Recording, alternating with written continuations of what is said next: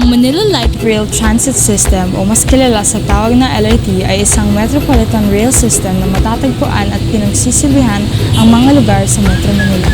Ang LRT ay pinamamahalaan ng Light Rail Transit Authority or LRTA na itinatag ni dating Presidente Ferdinand Marcos noong ika-12 ng Hulyo 1980. Ito ay isang pag-aari ng gobyerno at kontroladong korporasyon sa ilalim ng otoridad ng Department of Transportation and Communication.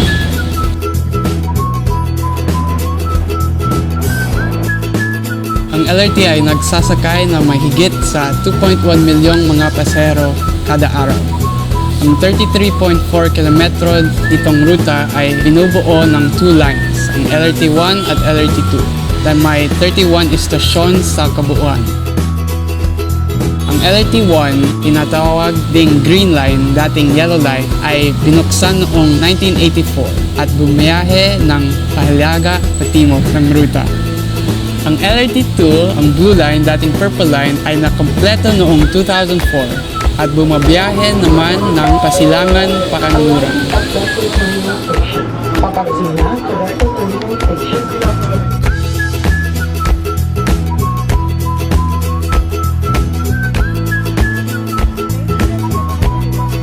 Isa nga sa mga itinuturing na problema ng mga pasahero ang sobrang siksikan sa loob ng tren, kahit hindi naman rush hour. Ngunit, alam niyo ba na ang LRT Line 2 ang pinaka-hindi abala sa 3 rapid transit lines ng Metro Manila? Ito'y nagsasakay lamang ng halos 200,000 ng mga pasahero araw-araw.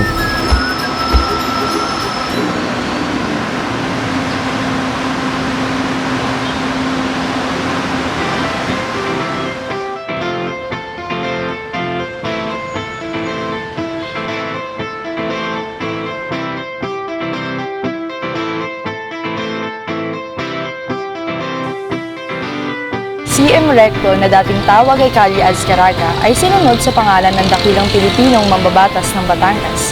Si Claro M. Recto ay tinagurian bilang ama ng konstitusyon.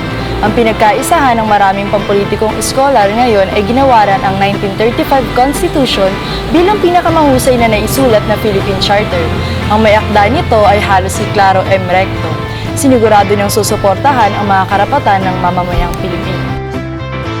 Alam niyo ba, si Claro M. Recto ay isa sa mga malalakas sa taga-suporta ng dating Pangulong Ramon Magsaysay, ngunit di kalaunan ay naging kritiko rin ng nasabing presidente.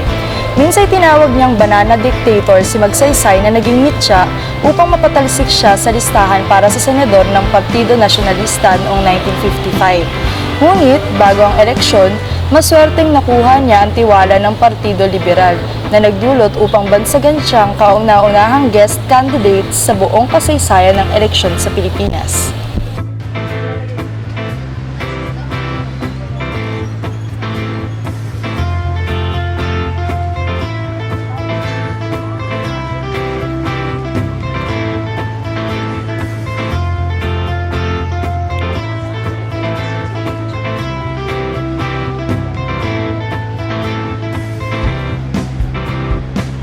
Mula sa dating pangalang Calle Alex, pagkatapos ay Manila Magistrate Jose Maria Alex, ang lugar na ito ay pinangalanan muli upang magbigay pugay kay Honorable Benito Legarda, isang Pilipinong mambabatas na nag-umpisa bilang isang miyembro ng kabinete ng Kongreso ng Malolos. Alam niyo ba na si Benito Legarda kasama si Pablo Ocampo ay ang mga unang resident commissioners of the Philippines sa bansang Estados Unidos?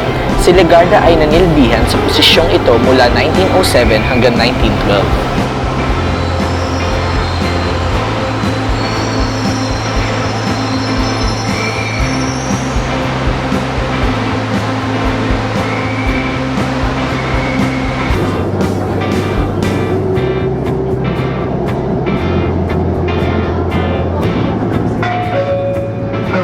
At Pureta Station. Paparating na sa Pureta Station.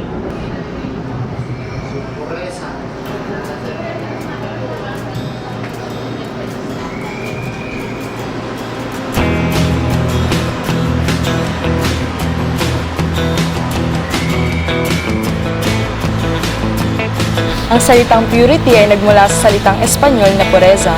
Ayon sa National Historical Institute, ang pangalang ito ay hinango sa suhestyon ng isang Amerikanong inhenyero na nagngangalang Clarence Hubel. Alam niyo ba na ang pureza ay kilala bilang taguri sa pangalan ng isang sitio sa Sampaloc noong panahong iyon? Sa mga katabing lugar ay matatagpuan din ang ibang sitio tulad ng ekonomiya, honrades, alegria at sobriedad.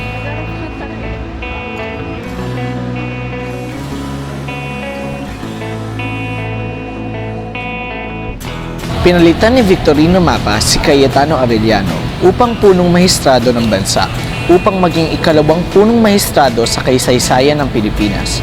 Bago pa man ang kanyang termino bilang punong mahistrado, si Mapa ay isa sa mga unang Pilipinong naging kinatawan ng bansa sa Estados Unidos sa ilalim ng panunungkulan ni Pangulong Woodrow Wilson.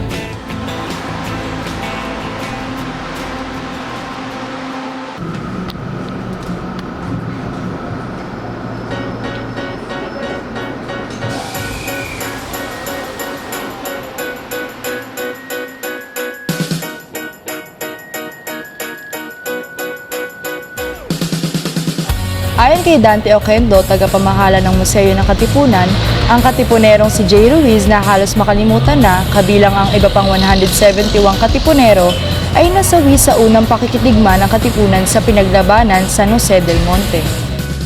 Si Eugene Alan Gilmore ay isang abogado na naging propesor. Pagkatapos ay naging vice-gobernador kasabay ng pagiging sekretarya ng pampublikong pagtuturo sa Pilipinas mula 1922 hanggang 1930.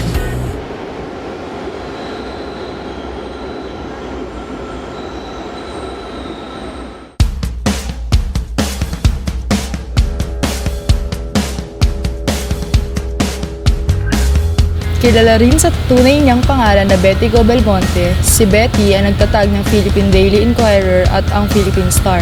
Sa huli, nagkaroon siya ng lugar upang ipabatid sa mga Pilipino ang mga malulupit na katotohanan patungkol sa mga kaso ng pamamaslang at katiwalian na itinago ng Administrasyong Marcos sa panahon ng martial law.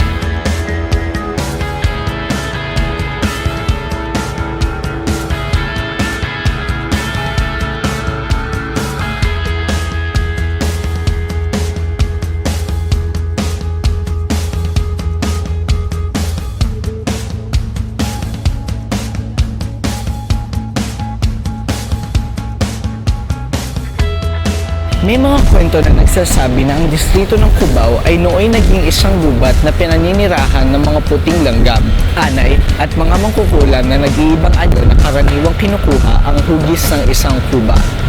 Ang mga taong nakasalamuhan sa mga mangkukulam na ito ay karaniwang sinasabing Cubao at dito nagmula ang kasalukuyang pangalan ng distrito. Araneta sa kabilang dako ay pinangalan kay J. Amado Araneta. Kasama ang kanyang anak na si George ay nagkaroon ng pangitain na sa huling 1950s, ang Cubao ang mangungunang isentro ng komersyo ng bansa.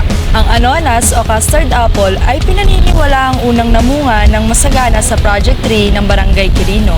Ang pangalan ng prutas na ito ay sinunod sa pangalan ng lugar noong panahong 1950, alinsunod sa paraan ng pagpapangalan ng ating dating Pangulong si Elpidio Quirino.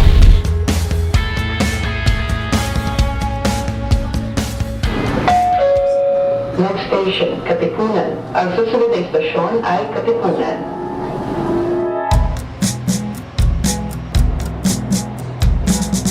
Bilang pagbibigay mungkahi, itong istasyon ng LRT2 ay pinangalan ayon sa isa sa mga pinakamahalagang revolusyonaryong grupo sa kasaysayan ng Pilipinas, ang Kataas-Taasan Kagalang-Galangang Katipunan ng mga Anak ng Bayan o KKK. Orihinal na itinatag ni Andres Bonifacio, Teodoro Plata at Ladislao Diwa. Kinalaunan, ang grupo ay nahati sa dalawa, ang Magdiwang at Magdalo. Sa huli, ang KKK ay nagwakas dahil kay Emilio Aguinaldo nang itinatag niya ang unang pamahalaan at noong winakasan ang buhay ni Andres Bonifacio sa Maragondon.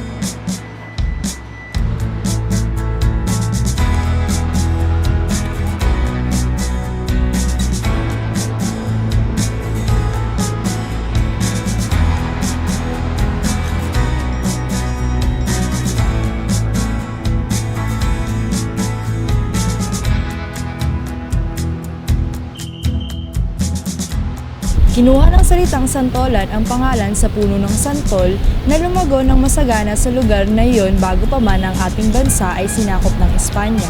Ito ay mayaman sa mga bitaminang B at C. Ang santol ay madalas na tinutukoy bilang wild mangosteen dahil sa paraan ng pagkain nito na sinasabayan ng pagsipsip sa buto. Sa kabilang banda, ang lamukot ng prutos na ito ay mayaman sa brionolic at sandronic acid na napatunayang kayang labanan ang mga allergy.